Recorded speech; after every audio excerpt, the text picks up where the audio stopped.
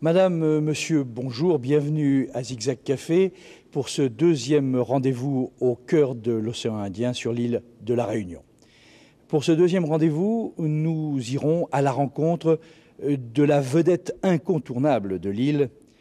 Il s'agit non pas d'un être humain, mais d'un être de feu, le volcan de la Fournaise. Ce volcan qu'Alain Gérante filme depuis plusieurs années. Alain Gérante sera notre invité tout à l'heure et nous présentera les plus belles séquences de ce qu'il a tourné depuis, je vous l'ai dit, des années et des années. Nous nous rendrons aussi à l'observatoire du volcan, celui qui permet de prévenir la population de la Réunion en cas de danger ou d'éruption imminente. Et enfin, nous rencontrerons l'un des plus vieux guides de l'île, l'un des plus anciens à avoir amené jusqu'au bord du cratère des touristes, qu'on appelait à l'époque encore des voyageurs. Voilà, nous sommes donc à La Réunion et on embarque.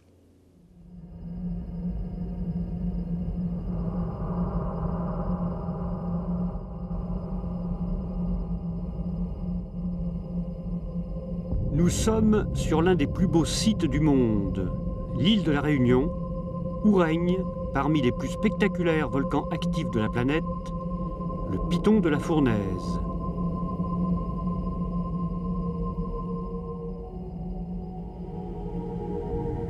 D'une prodigieuse variété, chacune de ces éruptions est le maillon d'un spectacle sans fin, constamment renouvelé, qui nous fait vibrer, nous hypnotise, nous séduit et nous invite à la contemplation.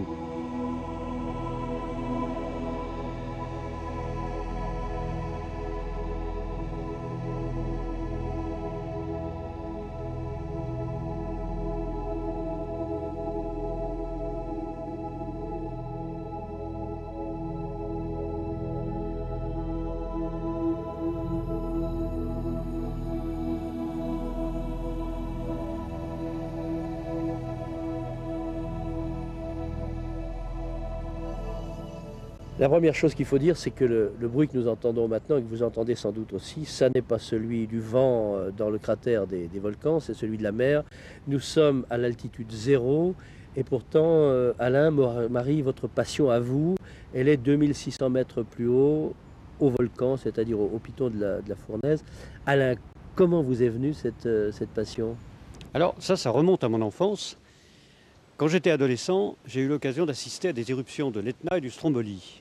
Et j'ai été tout de suite fasciné. Alors, c'était pas facile parce qu'en Europe, il n'y a pas beaucoup de volcans.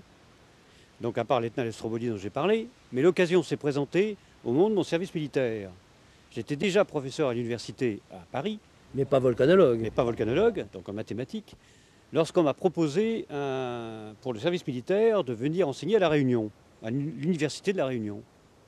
Et je savais qu'il y avait un volcan actif, donc je me suis dit, allons voir. Donc je suis arrivé ici, c'est comme ça que j'ai découvert le Piton de la Fournaise. Alors ça a été le coup de foudre, et j'ai décidé, alors que j'avais un poste à Paris, de rester à La Réunion et de, en fait, consacrer toute la partie autre que mon travail à l'université au volcan. Et c'est comme ça que j'ai commencé à filmer la Fournaise dans les années 70-72, donc il y a plus de 30 ans, presque 35 ans. En même temps, en tant que scientifique, comme il n'y avait pas d'observatoire à l'époque, je faisais des observations, je faisais des comptes rendus à l'Académie des sciences, donc je pouvais cumuler ma passion de scientifique et mon goût pour les volcans. Mais avant tout, ce qui m'a fasciné dans la Fournaise, c'est ce spectacle de la nature qui est hors norme. Parce que le Piton de la Fournaise, pour moi, est un des volcans les plus spectaculaires de la planète. Il est peu connu. En Europe, tout le monde connaît l'Etna, tout le monde connaît le Stromboli ou le Kilauea. À chaque fois qu'il se passe quelque chose sur l'un de ces volcans, le lendemain, vous avez des informations sur la télévision du monde entier, y compris ici à La Réunion. Quand quelque chose se passe à la Fournaise, personne n'en entend parler. Or, ce volcan est, pour moi, l'un des plus spectaculaires du monde. Il est très peu connu, Et c'est pour ça que je me suis dit, je vais essayer de le faire connaître en tournant des films, etc. Et donc maintenant, c'est devenu mon activité principale. Oui, des films qu'on peut se procurer désormais, ce sont même des DVD, donc c'est d'une qualité technique tout à fait irréprochable. À tout hasard, je signale qu'il est possible à la fin de l'émission de trouver notre site et que grâce à notre site TSR, enfin www.tsr.ch, eh bien, vous aurez toutes ces informations. Mais en fait, au moment où vous commencez à planter votre trépied, votre caméra et votre tente de camp de base au bord du volcan, vous, Marie, vous êtes au Maroc, qui est un pays bien connu pour ses volcans, mais très éteint. Absolument. Donc je suis en plein bled. J'ai passé une enfance merveilleuse dans le bled marocain jusqu'à l'âge de 15 ans. Bon, et je suis arrivée à La Réunion, j'avais 40 ans. Mais je n'étais pas une passionnée. Et j'ai découvert le Piton de la Fournaise grâce à Alain, que j'ai connu en arrivant sur l'île de La Réunion. Et je suis fascinée par le spectacle qu'il nous offre. C'est un volcan extraordinairement beau. Ces éruptions sont... Il n'y a pas de mots pour exprimer ce que l'on ressent lorsqu'on est face à ce spectacle fantastique. Vous dites qu'il n'y a pas de mots, mais enfin, quand tout à coup, vous savez que ça ne va pas tarder à venir, parce que l'observatoire le dit, parce que vous avez peut-être même un instinct qui le prévoit, alors vous grimpez là-haut, et les heures d'attente, ça se passe comment? D'abord, elles sont courtes, parce que si vous voulez, il y a des signes avant-coureurs. L'observatoire maîtrise souvent très bien l'arrivée des éruptions. Pas toujours, mais en général, il les maîtrise très bien. Donc nous savons qu'une éruption peut avoir lieu d'un moment à l'autre. Mais si vous voulez, quand on est prévenu ensuite, lorsque le trémor commence, les vibrations du sol sont permanentes jusqu'à ouverture. En fait, c'est la lave, je crois, qui se faufile à la surface du sol, pratiquement, très, très près de la surface du sol, jusqu'à ce qu'elle trouve son point de sortie. C'est un suspense que l'on vit, c'est très rapide. À partir du moment où on vous prévient que l'éruption a commencé ou qu'elle va commencer dans les minutes qui viennent, vous avez le cœur qui bat et puis vous vous dépêchez d'enfiler vos chaussures, d'être prêt, le camp de base ou éventuellement l'équipement, quel qu'il soit. Soit on part en hélico, soit on part en voiture et ensuite il y a une marche à pied. Donc l'organisation peut être différente. Mais c'est une grande émotion à chaque fois. Il y a une première phase, qui est la phase où l'observatoire nous prévient « Attention, il y a le risque d'éruption ». Dans la pratique, on a entre 8 jours et 1 mois dans les 3/4 des cas. Bon, il y a des éruptions qui arrivent impromptues, mais dans la pratique, c'est entre 1 et 4 semaines.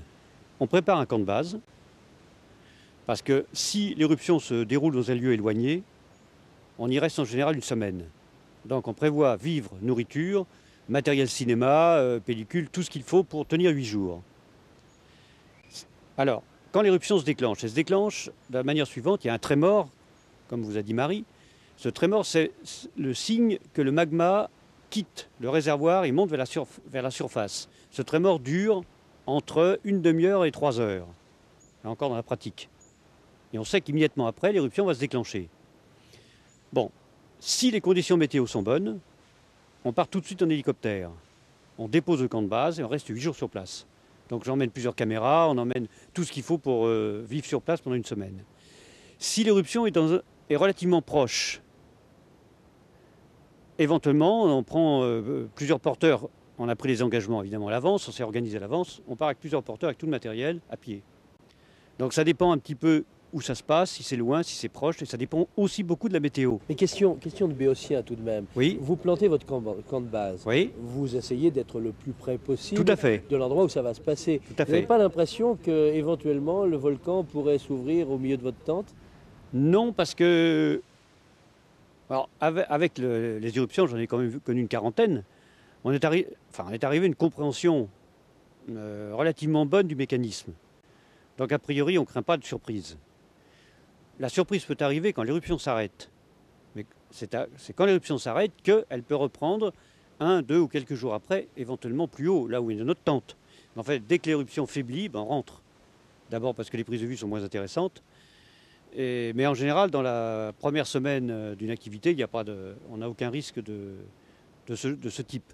Alors, de plus, on se met toujours on installe toujours les tentes sur un endroit un petit peu plus haut, pour qu'en cas de problème, on ne soit pas entouré par des coulées de lave, pour qu'on soit sans danger. Et alors quand vous filmez, en général vous êtes à quelle distance de la partie incandescente de la... Alors la moyenne, moi je dirais entre 5 et 10 mètres. Entre 5 et 10 mètres. Oui, ça c'est le standard. Alors il y a deux phénomènes. Quand vous avez des coulées un peu lentes, vous pouvez approcher de 3 mètres, si les conditions sont très favorables. Quand il y a des coulées très larges, il est difficile d'approcher à moins de 10 mètres. Alors, il y a un problème de vent aussi. En général, il y a un appel d'air qui fait que l'air chaud monte au-dessus des coulées. Il y a un appel d'air qui fait qu'on a un vent favorable derrière. Alors, si le vent est relativement favorable, on peut approcher un peu plus près. Mais il y a une limite de température qu'on ne peut franchir qu'avec des vêtements anti-chaleur. On a ces vêtements anti-chaleur. Le problème, c'est que pour filmer, le danger, c'est les appareils, les caméras. On peut toujours protéger le corps de la caméra, mais pas les optiques. Donc l'expérience nous a montré que pour éviter des problèmes avec les caméras, il fallait mieux pas être trop près. Et donc on essaye dans la pratique, je vous dirais, une dizaine de mètres. Pourquoi on ne filme pas trop loin? Parce qu'on pourrait filmer à 200 ou 300 mètres avec des gros téléobjectifs. Le problème, c'est le flou de chaleur. Et le flou de chaleur fait que l'image n'est pas bonne. En général, n'est pas bonne. Et on est obligé de s'approcher près pour avoir des images de qualité. Mais trop près, c'est souvent impossible.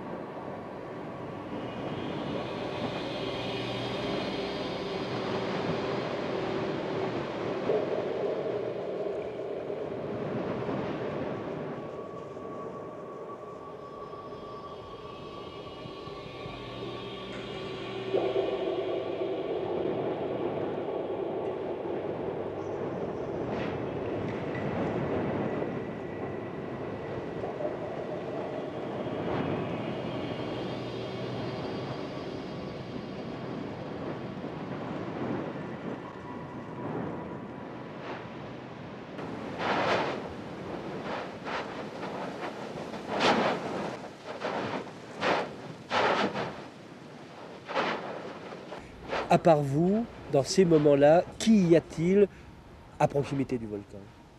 Alors, en fait, ce qu'on pourrait appeler les aficionados du volcan, les gens qui sont passionnés par le volcan, c'est moins d'une dizaine de personnes, qui sont des journalistes et des photographes. Mais les journalistes n'ont pas de raison de s'approcher aussi près que nous. Qui s'approche plus près? Les gens d'observatoire. Les scientifiques. Les scientifiques qui viennent, en général, tous les 2-3 jours. Il y a toujours le directeur d'observatoire avec une ou deux personnes. Ils viennent pourquoi? Ils viennent pour prendre des échantillons de lave. Parce que l'intérêt de prendre un échantillon dans le magma, c'est de pouvoir connaître l'analyse des gaz en profondeur. Mais pour ça, il faut prendre l'échantillon dans la coulée de lave et la tremper, c'est-à-dire la mettre dans de l'eau froide, dans un seau, tout de suite, pour qu'elle soit saisie. Et du coup, les pellicules, les petites vacuoles qui contiennent du gaz à l'intérieur, elles ne bougent plus. Après, ils les mettent sous vide, ils les transforment en poudre et puis ils analysent le gaz.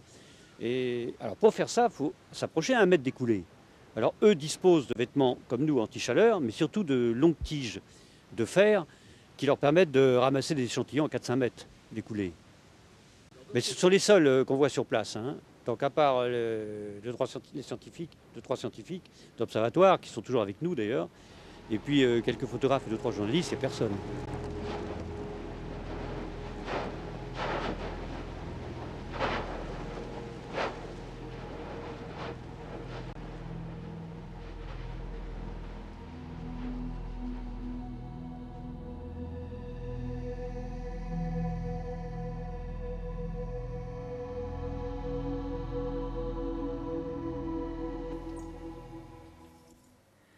Ils sont peu nombreux, les privilégiés courageux et obstinés qui, à chaque promesse d'éruption, gravissent les flancs du piton de la Fournaise pour assister à ces moments magiques.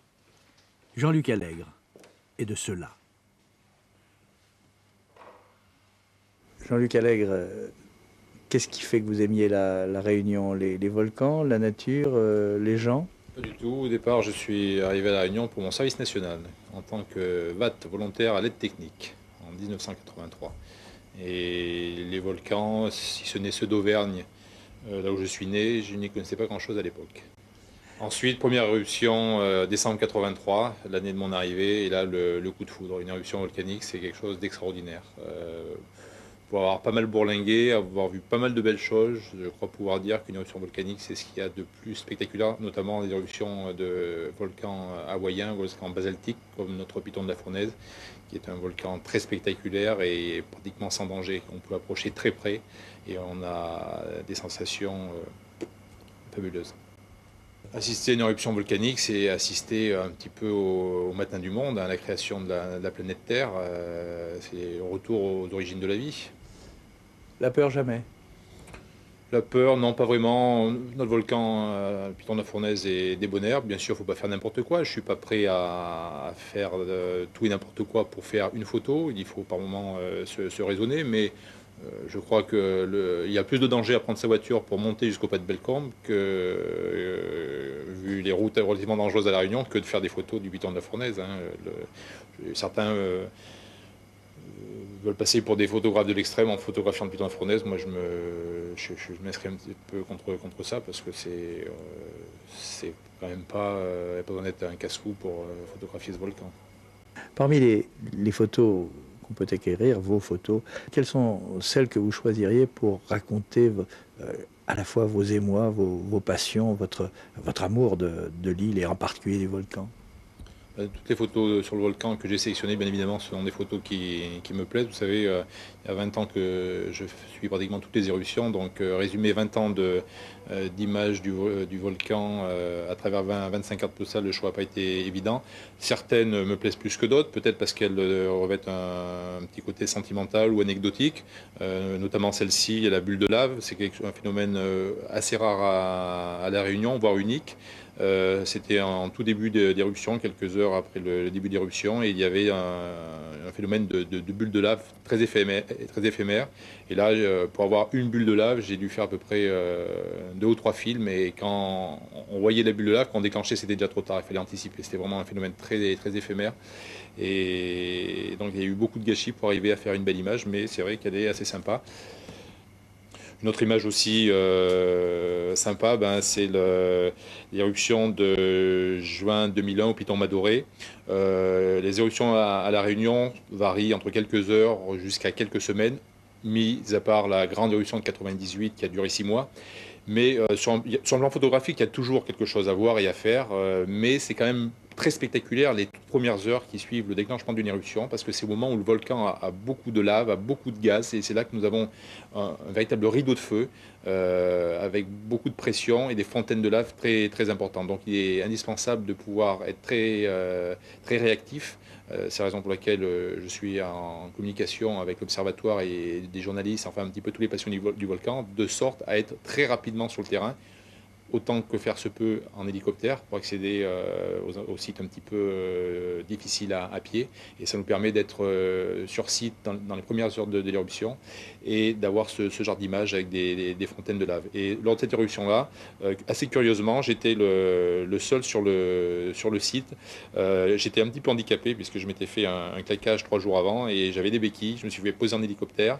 J'ai passé toute la nuit au milieu de la lave seul, pensant que les collègues et concurrents allaient me rejoindre, et non, et j'ai passé donc une douzaine d'heures au milieu des fontaines de lave. Pas franchement dangereux, mais assez impressionnant, et j'avoue ne pas avoir beaucoup dormi cette nuit-là. Alors, un phénomène relativement unique à La Réunion, c'est lorsque la lave dévale les grandes pentes, coupe la route nationale et dévale jusqu'à l'océan. C'est un phénomène assez rare. Au siècle dernier, il s'est produit seulement à 5 occasions. J'ai eu l'occasion d'assister, à l'époque j'étais photographe amateur, à l'éruption de 1986 à Saint-Philippe, qui pendant une semaine s'est épanché dans l'océan. Et puis plus récemment, nous avons eu plusieurs phases qui ont traversé la route nationale dans le Grand Brûlé, la partie inhabitée du volcan. Donc c'est toujours assez spectaculaire, cette lave rouge qui contraste avec le vert de la forêt primaire. Et puis la cerise sur le gâteau, c'est au moment où la lave bascule dans l'océan Indien, à la rencontre de l'eau et du feu, le mariage des éléments. Et alors là, c'est quelque chose d'assez unique. Et si tant est que la lumière est sympa ce jour-là, on arrive à faire des images comme celle-ci, très spectaculaire. C'est notamment cette image qui a été réalisée tôt le matin, juste un petit peu avant le lever du jour, au moment où la lave bien rouge, la 1100 degrés, se reflétait dans le panache de vapeur d'eau. Et c'est des moments uniques, quoi, où on trouve la vie vraiment belle.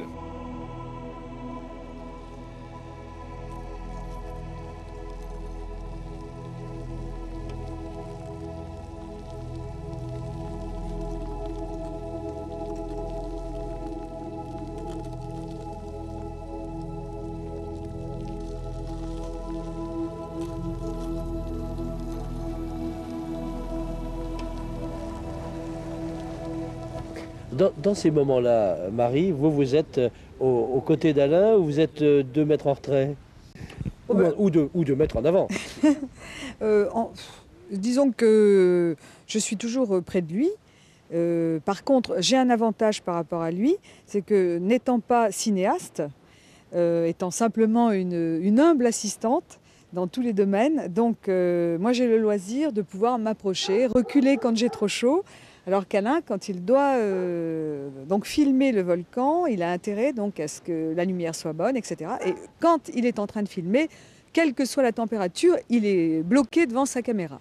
Et il souffre souvent beaucoup plus parce que moi j'ai le loisir de pouvoir tourner la tête, me mettre un pull sur le visage ou bien reculer tout simplement. Mais effectivement, je m'approche de lui, aussi près que lui des coulées, parce que c'est quand même fantastique de pouvoir s'en approcher si près. On souffre beaucoup par contre.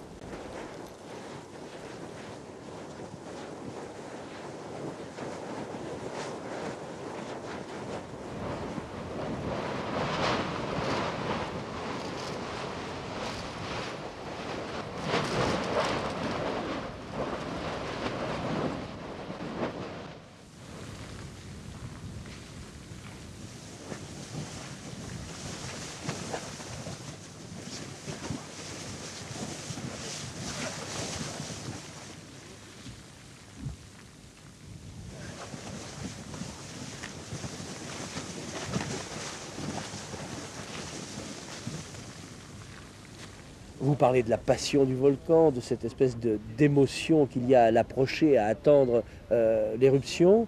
Puis quand on vous parle de danger, vous dites non, il n'y en a pas. Et pourtant, vous aviez des amis, je pense en particulier à Alain, des amis, Maurice, Katia Kraft, des grands de la volcanologie. Ils étaient passionnés de volcans et ils en sont morts. Alors Maurice et Katia étaient de très bons amis, puisque j'ai travaillé avec eux de 1975 à 1991. J'ai d'ailleurs fait 2 films avec eux. Mais ils étaient passionnés par les volcans explosifs aussi, c'est-à-dire des volcans qui sont très dangereux. La différence entre un volcan comme le Piton de la Fournaise ou Hawaï et un volcan explosif comme ceux du Japon ou ceux qui sont autour du Pacifique, c'est que dans un volcan explosif, le magma est solide. Il est à 900 degrés, donc il n'est pas fluide. Donc quand il monte, les gaz s'accumulent, le magma n'arrive pas à sortir. Et à un moment donné, sous la pression des gaz, tout explose. C'est un petit peu comme un tir de dynamite. Maurice avait l'habitude de dire qu'un volcan explosif, c'est un volcan avec une mèche qui est allumée, mais on ne sait pas la longueur de la mèche. Et en fait, qu'est-ce qui s'est passé le 3 juin 1991, où ils sont morts? Ils sont morts sur le volcan Hunzen au Japon, qui a explosé, et ils étaient à 7 km du volcan. Ils sont morts, ainsi que 43 autres journalistes, puisqu'ils étaient 45, à 7 km. Donc c'est quelque chose qui était peu prévisible. On ne court pas du tout ce risque sur des volcans comme la Fournaise. D'ailleurs, si on remonte, disons, sur les 15 dernières années, sur des volcans type la Fournaise, on a très peu de victimes. On a de temps en temps des scientifiques qui ont un pied qui tombe dans la lave, et ça c'est arrivé 3 fois à Hawaï récemment, et qui passent 6 mois à l'hôpital. Bon, on a bien la Fournaise, quelqu'un qui a disparu, mais on s'est demandé si c'est pas tombé dans le cratère, mais ça on n'en a aucune preuve. Mais sinon, il y a très peu de risques. Sur des volcans explosifs, au cours des 15 dernières années, il y a plus de 20 volcanologues professionnels qui sont morts. Donc, c'est pas du tout la même chose. Le problème des volcans explosifs, c'est que quand il entre en éruption, il faut être loin, de préférence en hélicoptère, mais pas à côté. Alors, quand on rend visite à un volcan explosif, malgré les observatoires, certains volcans se mettent à exploser sans signe précurseur. À la Fournaise, ce type de risque est faible. Il n'est pas nul, parce que le danger avec les volcans, c'est quand l'eau rentre en contact du magma. Et historiquement, la Fournaise a connu des explosions, mais 2 en un peu plus de 2 siècles. Aujourd'hui, la voiture permet de s'approcher du volcan, l'hélicoptère de le survoler. Au début du siècle dernier, c'était une autre affaire. Jacques Picard n'est certes pas le premier guide à avoir apprivoisé le volcan, mais il est un des plus anciens à pouvoir en porter témoignage. La première fois, c'était accompagné d'un vieux guide qui était Alfred Picard, j'avais 9 ans. Mais là, vraiment, c'était la première fois que j'ai monté, c'est quelque chose quand même. J'ai encore un beau souvenir et vraiment, ça m'a impressionné. Partir sur le volcan à 9 ans, c'est quand même pas donné à tout le monde, je veux dire. Et à l'époque, on ne montait pas en voiture, même sur on partait du village, du Beau-Mirat, à pied, jusqu'au volcan, jusqu'au gîte, d'abord la première journée. La deuxième journée, on partait au volcan, on recouchait au gîte, et la troisième journée, on redescendait vers le village. Et à l'époque, il était aussi souvent en éruption que maintenant ? Ben oui, mais peut-être aussi il y a des périodes où il est resté beaucoup plus longtemps en sommeil, je veux dire 4 ou 5 ans ou même un petit peu plus, 6 ans je crois. Mais c'est toujours un événement, je veux dire, il est en éruption quelquefois. En éruption, c'est-à-dire c'est un cratère qui fait, mais quelquefois il était tout seul, il n'y avait personne pour aller voir le volcan. C'est-à-dire le vieux Picard, le vieux Alfred qui était lui un vieux guide, il a fait 48 ans de guide volcan. Les gens qui étaient chargés à l'Office national des forêts lui ont envoyé voir où c'était le volcan, l'éruption. Et quelquefois, il partait pour 4 ou 5 jours, et au bout de 4-5 jours, il disait aux eaux et forêts, voilà, le volcan se trouve vers Piton-de-Bois-Vert, ou vers le milieu de l'enclos, ou un peu plus loin. Mais c'était simplement Alfred qui était voir, mais personne les autres. C'était trop loin. Alors ici, la plupart des gens vivent avec le volcan, mais enfin, ils n'y montent pas tous les jours. Vous, à quel moment est-ce que vous en avez fait à la fois votre passion et votre vie quotidienne, et pourquoi ? Eh bien, écoutez, j'étais ouvrier forestier, et puis on m'a proposé être responsable du gîte du volcan. Et vous savez, par passion et par amour aussi, j'ai pris goût au volcan. Et puis ça m'est resté jusqu'à aujourd'hui. Puis alors vous avez vu arriver, y compris je pense parfois des enfants de 9 ans, mais qui venaient de beaucoup plus loin et qui venaient découvrir le volcan. Vous avez l'impression qu'ils avaient le même émerveillement que vous, enfin les petits puis les grands. Je pense qu'ils étaient émerveillés, surtout la montée par l'ancien sentier du volcan pour arriver au gîte, c'était quand même une expédition, je veux dire. Alors, le sac à dos, la caméra ou l'appareil photo, les gens qui arrivent, il fallait l'eau, il fallait le ravitaillement, il fallait des couvertures pour coucher. Et en arrivant au gîte, c'était un refuge, il n'y avait que de la paille pour dormir dessus. Donc chacun allait chercher la paille, c'était romantique, avec une brasse et une poignée de paille pour vous faire votre oreiller ou vous coucher le soir. C'était merveilleux. Vous êtes créole, vous parlez créole, mais vous vous appelez Picard, et qui dit Picard dit Picardie.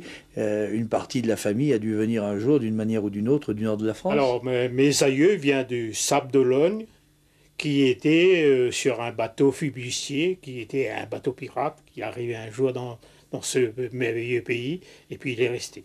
Donc, le premier Picard, Jacques Picard, qui est ma descendance, qui est venu sans doute chercher un petit peu l'Eldorado, quelque chose comme ça. Puis il a marié, il a créé une famille. Et aujourd'hui, les Picards, c'est comme beaucoup les Voireaux. Nous sommes toute une famille qui, dans la rivière des Remparts, dans Sillaos, dans ces coins où le petit blanc des Hauts avait beaucoup plus de possibilités à rester. Donc on est parti dans ces coins. Vous venez d'utiliser le terme de petit blanc des Hauts. Il y a quand même beaucoup de descendants des esclaves noirs, il y a des Malbars, etc. Pour vous, au quotidien, quand vous étiez petit, il y en avait au village ou bien c'était seulement en bas? Alors, dans mon village, il y avait un seul noir. Quand je dis noir, c'était un seul caf qui était là. C'était un enfant de la DAS qui était ramassé par un monsieur qui était à la peine des gars. Mais c'était vraiment le seul qui était là. Et au fur et à mesure, ça vous donne à comprendre l'île de la Réunion. Donc la Réunion, ça regroupe Malbar, CAF, Chinois, etc., qui vient peupler ce coin.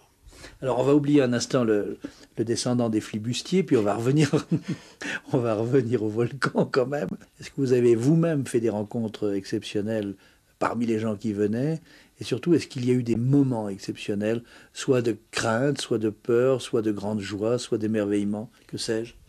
Vous savez, sur le volcan, on a toujours une crainte, mais on est porté par la sensation, par la beauté du site ou la beauté du cratère, qu'on oublie vite nos sensations.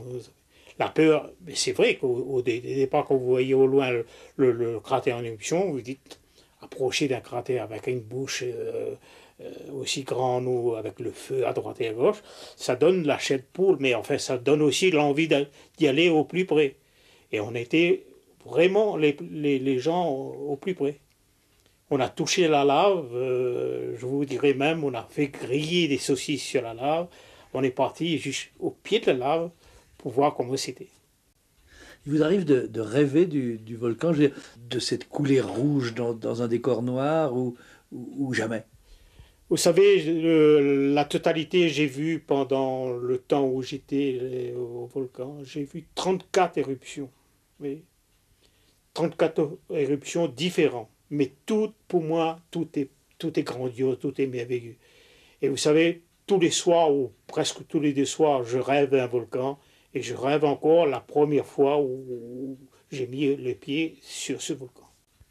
C'était ma maison, j'étais gardien, mais c'était ma maison où j'ai vu grandir mes enfants et tout ça.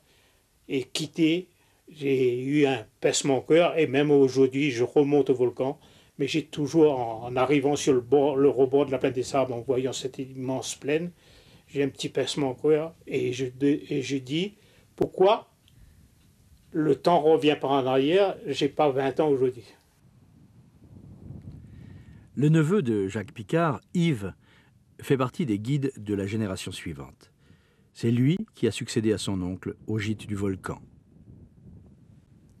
Yves Picard, vous êtes le responsable de ce gîte. Qui vient, comment vit-on et comment s'approche-t-on du volcan? C'est-à-dire que il y a plusieurs sortes de personnes qui viennent. Il y a ceux qui arrivent, les Réunionnais même, qui arrivent de la côte et qui viennent pour prendre un petit bol d'air frais et puis se retrouver un peu avec le volcan et la nature. Parce qu'en bas, il fait quand même assez chaud et ils n'ont pas ça. Et en bas, il y a plein de véhicules et tout ça, donc ils préfèrent venir nous voir.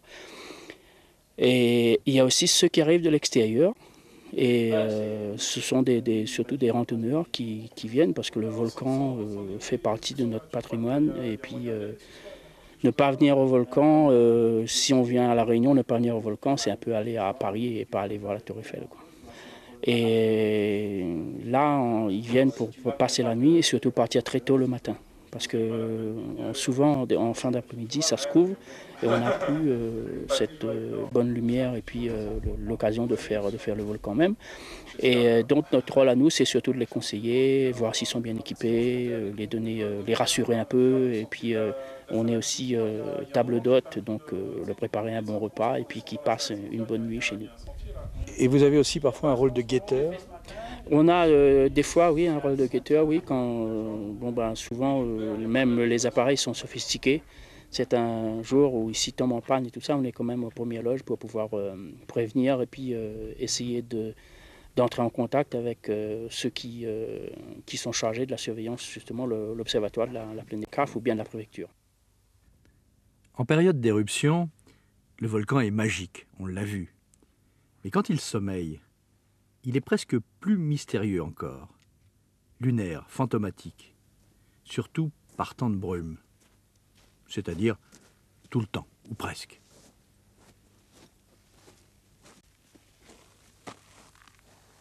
Un petit kilomètre, une dizaine de minutes, et nous voilà dans un autre monde, un autre temps. Il paraît que c'est ici, sur l'île, qu'il pleut le plus dans l'année. En tout cas, c'est notre cas en ce moment. Et le temps change tout le temps, alors? Le temps peut changer d'une heure à l'autre. C'est-à-dire qu'on a une pluviométrie qui est assez importante, comme vous dites. Mais on peut avoir aussi des journées magnifiques où on peut profiter au maximum. Mais ça peut changer, comme vous dites. Mais ce qui veut dire que quand vous accompagnez des visiteurs, il faut tout prévoir. C'est vrai qu'il faut vraiment prévoir de la cape de pluie, enfin, ou bien un coupe-vent surtout, et des bonnes chaussures, ou bien des vêtements chauds, ou des trucs qu'on peut enlever et mettre dans son sac à dos s'il fait trop chaud. Et une crème solaire pour empêcher les coups de soleil. Alors, quelles sont les précautions à prendre pour s'approcher le plus possible sans pour autant prendre aucun risque? Bon, si on a l'autorisation, enfin, que l'accès est ouvert pour aller jusqu'au cratère, il faut se mettre surtout qu'on ait le vent dans le dos, pour que s'il y a des projections de gaz ou un peu de gaz, on le sent pas trop. Et surtout ne pas s'approcher des falaises et pas trop près des pentes où la coulée pourrait prendre de la vitesse. Mais sinon, c'est un volcan rouge, c'est pas un volcan gris, il n'est pas méchant, il est plus spectaculaire que nous l'aimons beaucoup en tout cas. Certains sont venus ici parce qu'ils sont passionnés de volcans. Vous, c'est le paysage de votre enfance quasiment. Oui, j'ai toujours traîné un peu dans le coin depuis que mon père faisait de l'élevage de transhumance dans la région du Foc-Foc ou même dans le fond de la rivière de l'Est, où je l'aidais quand je pouvais. Et j'ai toujours été fasciné par ce lieu et amoureux de notre plaine des Cafres. Et aujourd'hui, de plus en plus, puisque je m'occupe aujourd'hui du gîte du volcan et j'ai une grande passion pour le volcan. Transhumance, dites-vous, mais apparemment, il n'y a rien à manger par là. Là, non, mais un peu plus bas, il y en a. C'est sur les pentes extérieures où il existe même des forêts de tamarins, où on faisait du pâturage et tout ça. C'est de la pâture naturelle, quoi. Hein. C'est du pâturage naturel. C'est pas aujourd'hui comme on voit un peu plus bas où on fait des prairies artificielles. Mais nos bêtes étaient adaptées et on s'y plaisait avec ça. Vous en parlez au passé, ça veut dire que d'autres le font ou que tout s'est arrêté? Non, ce type d'élevage-là s'est arrêté. Il reste encore une seule personne, je crois, qui continue à le faire. Mais c'est plus dans la rentabilité, c'est plus non plus les bêtes qui sont importées ne sont plus du tout adaptées à ce type d'élevage. Et je crois que le bonhomme non plus n'est plus adapté à rester une semaine haute chez soi. Aujourd'hui, il faut avoir l'œil sur son troupeau. Il y a tout de même une chose dont on n'a pas parlé, même si aujourd'hui tout est calme. Il vous arrive d'avoir peur? De moins en moins, parce que nous, on fait quand même confiance au volcan que nous, on connaît. Hein. Mais il faut être prudent. Il faut être prudent et avoir peur, c'est surtout quand on est un peu trop près de la lave et que ça risque de changer de direction. Mais ça, c'est un risque qu'on prend en ayant bien étudié la pente et surtout le type d'éruption. Le soir, au gîte, lorsque vous entendez des visiteurs, des voyageurs raconter leur volcan, c'est aussi le vôtre ou ils le voient tout à fait différemment? C'est assez... ça varie de celui qui a vu des choses exceptionnelles. Celui qui pensait qu'il avait la meilleure prise de vue, l'autre qui raconte des histoires sur d'autres volcans ou même sur des éruptions où souvent ils se perdent dans l'orientation, mais c'est pas grave, surtout ceux qui emmènent des personnes visiter. Là, je m'amuse à les écouter pour savoir ce qu'ils disent, parce que là, ils en sortent qui en sont pas mal, quoi. C'est des anecdotes où chacun trouve un petit peu son chemin et sa vision selon s'il vit à La Réunion, s'il accompagne des amis, s'il est venu un peu plus tôt que les autres, s'il a passé la nuit et tout ça. C'est tout un mélange, quoi. Et vous, quand avez-vous passé la dernière fois la nuit près du volcan? Enfin, disons, près d'une éruption, il y a longtemps? Près d'une éruption, il y a environ 4 ans. C'était une éruption qui était à l'intérieur de l'enclos même, et qui a duré toute une nuit, juste une nuit, et on était 3 personnes pour aller la voir. Et le lendemain matin, il n'y avait plus rien. C'était presque une éruption qui était faite pour nous.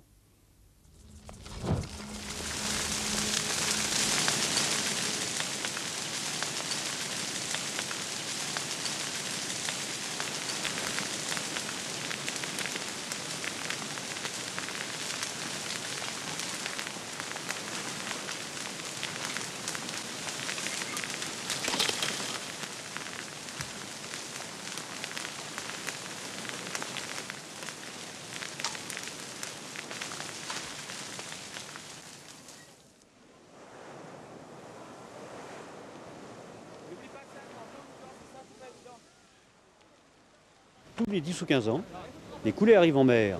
Alors là, c'est extraordinaire. Il n'y a pas de mots pour décrire la rencontre de l'eau et du magma. Et par chance, en 2002, on en a eu 2 coup sur coup en 6 mois. 2 coulées en mer. Donc j'en ai profité pour faire un film qui montre en même temps sur le plan pédagogique tout ce qui se passe quand le magma rencontre l'eau, les éruptions phréatiques, les éruptions phréatomagmatiques, toute une partie que personne ne connaît.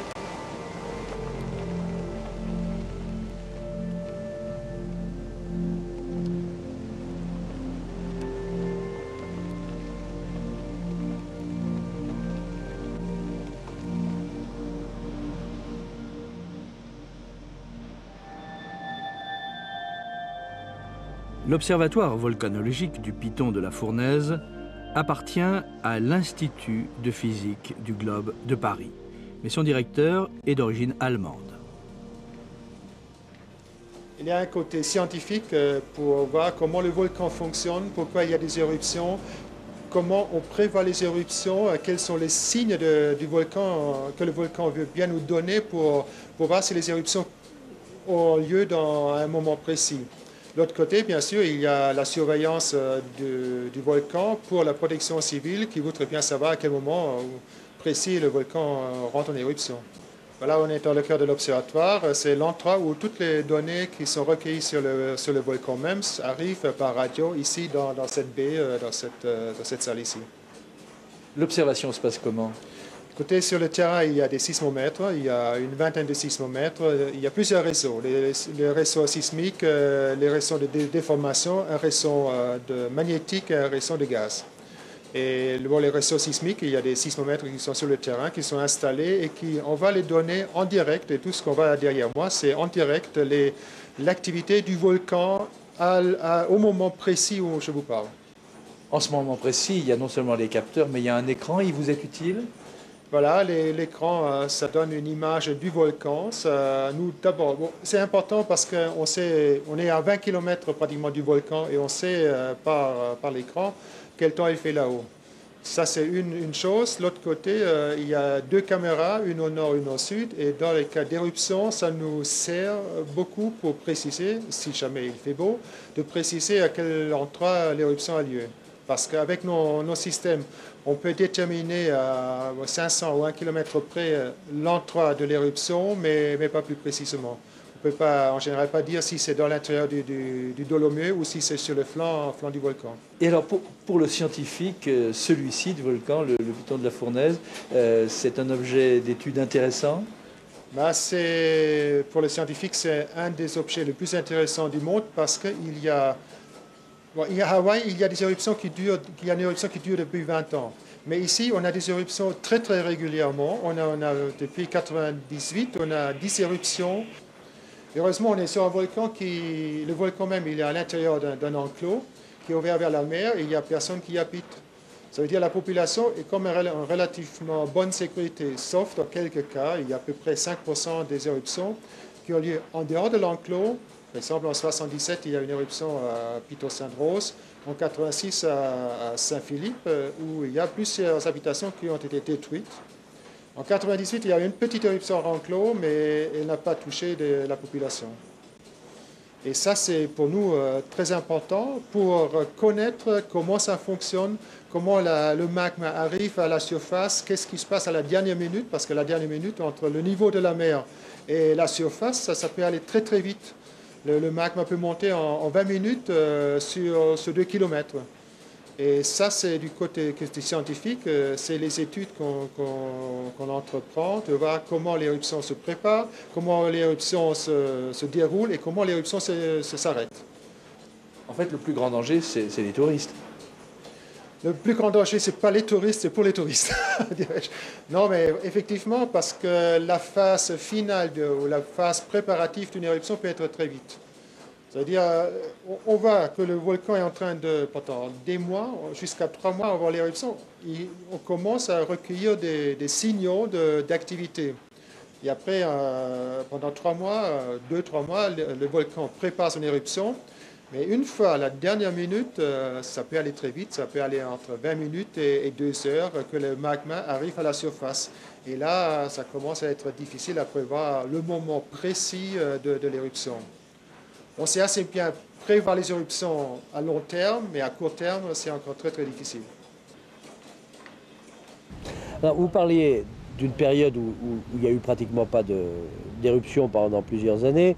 Vous avez des amis à l'observatoire. Si ces amis vous disent il n'y aura plus d'éruption pendant 10 ans, Quelle catastrophe! Oui, alors justement, vous allez vous installer à Hawaï ou vous attendez sagement?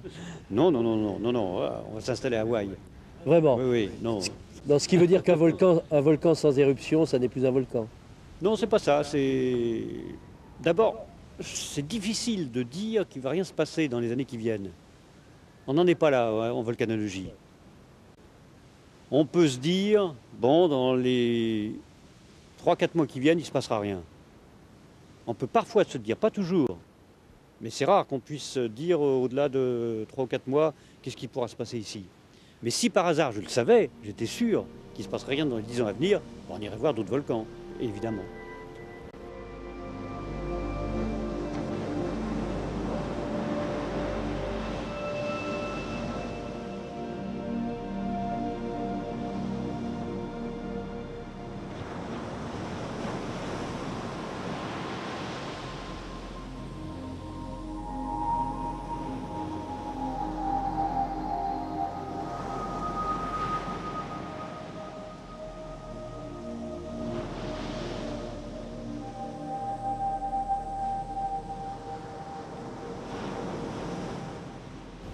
Marie, pour terminer, il ne vous est jamais venu l'idée de vous mettre vous aussi derrière la caméra?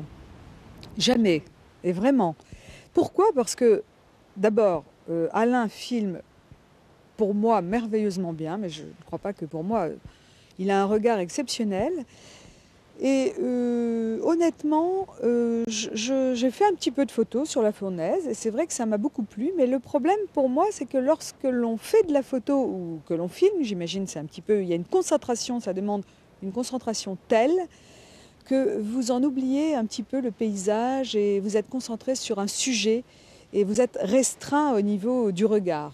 Je ne sais pas, moi j'aime contempler. J'aime contempler la beauté des paysages, etc. Et je m'aperçois que si je ne photographie pas, je n'ai jamais essayé de filmer, je me sens plus libre. Alors ceci dit, quand on passe plusieurs jours sur la fournaise, au cours d'une éruption, il y a les moments où on filme, c'est-à-dire au moment où la lumière est magique, c'est-à-dire en fin de nuit, en début du jour ou le soir. Mais le reste du temps, la lumière n'est pas belle pour filmer. Par contre, là, on peut donner libre cours et on peut observer tout ce qui se passe. Mais c'est vrai que ne rien faire et observer, c'est quand même un privilège, parce que filmer reste un travail intense, et je pense que vous serez de mon avis.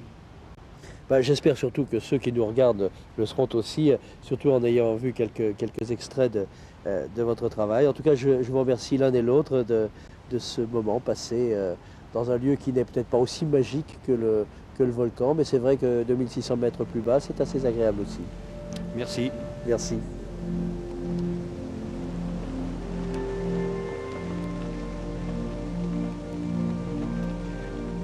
Demain, troisième et dernier rendez-vous sur l'île de la Réunion. Au pied du piton de la Fournaise, cette fois, nous redescendrons sur le plancher des vaches et aussi, et je le signale aux gastronomes avertis, au niveau des nids de guêpes. Le caviar pays, de plus en plus rare mais toujours aussi prisé, consiste en effet en une simple mais délicieuse poêlée de larves de guêpes. Excellent. Nous découvrirons aussi un art martial qui remonte au temps de l'esclavage, mais qui renaît aujourd'hui parmi les jeunes réunionnais, le moringue. Et puis, nous partagerons avec les créoles leur passion pour les combats de coqs. Et l'un des plus populaires parmi les musiciens réunionnais, Thierry Gauliris, le leader du groupe Basse-Terre, nous fera l'amitié de sa présence. Un troisième et dernier rendez-vous fait de surprises et d'émotions. À demain donc, et merci à tous.